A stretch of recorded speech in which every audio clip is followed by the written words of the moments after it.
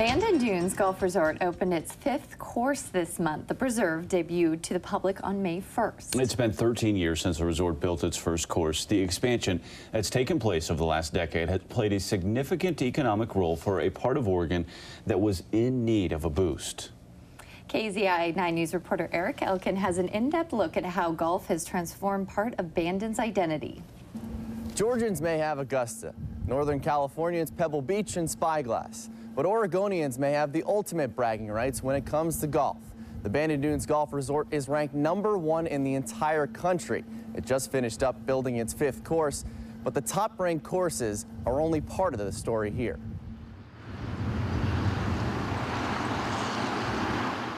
Branding a city. In Eugene's case, the moniker Tracktown, USA seems natural, being it was where Nike was born.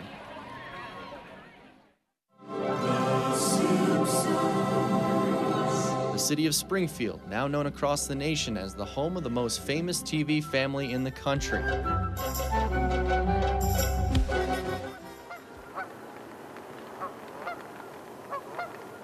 But oftentimes, identity forms on the back of change, a city's image, a reflection of what draws people to the area.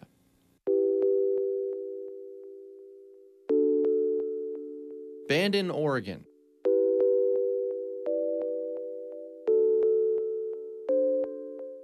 Once a relatively unknown small coastal town, has been transformed into a golfer's paradise. And we've just kind of watched Bandon identify itself and try to maintain its, quaint seaside destination just outside of Bandon Dunes. The Bandon Dunes Golf Resort boasts 4 of the top 15 public courses in the country and now houses what is arguably the nicest par 3 course you'll find anywhere in the golf world. It's a claim that cannot be ignored. Like it or not, Bandon's brand has slowly been rebranded.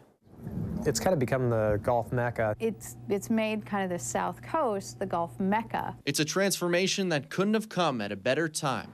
The economic staples Coos County was long known for were starting to come undone. If you want to be successful, you almost have to be in some kind of service industry, tourist industry, because the logging was essentially gone. The area's industrial trademark was being strangled by regulation, choking off thousands of jobs with it. That was it. So fishing, which is we don't have salmon fishing anymore because they're endangered. There was already this push going to kind of brand Bandon. Golf, though, certainly wasn't what anyone had in mind when Bandon Dunes opened up back in 1999. Even the people who were there from the start weren't sure how successful the resort would be.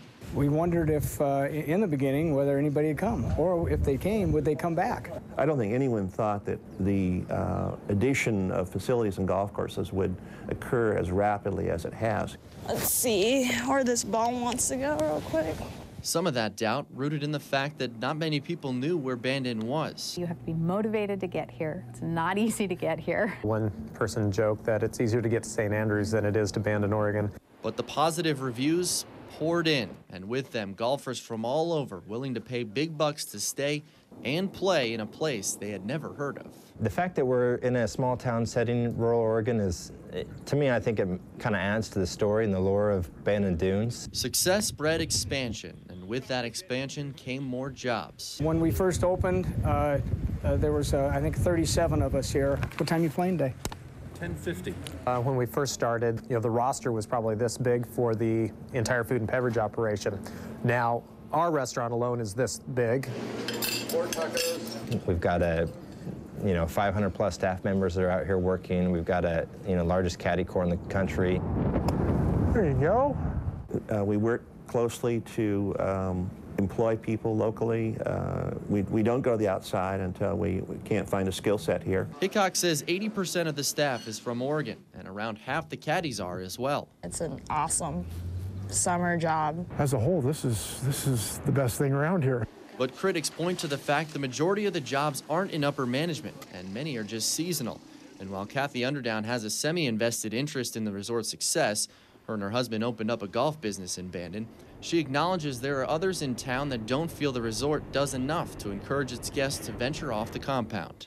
Fly into North Bend, get into the connoisseur limo, go to the resort, golf, golf, golf, get back into connoisseur limo and go home again. Our customers are not that sort of tourist.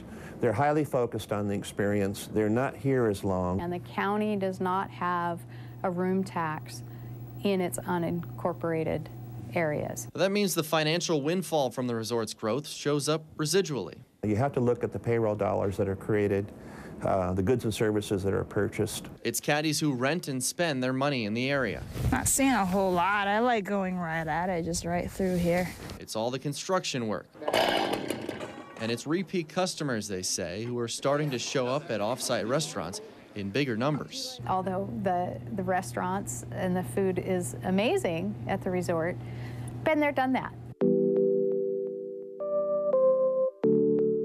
And while the resort's goal certainly isn't to define Bandon, if it keeps expanding, the mystique surrounding it may do so anyway.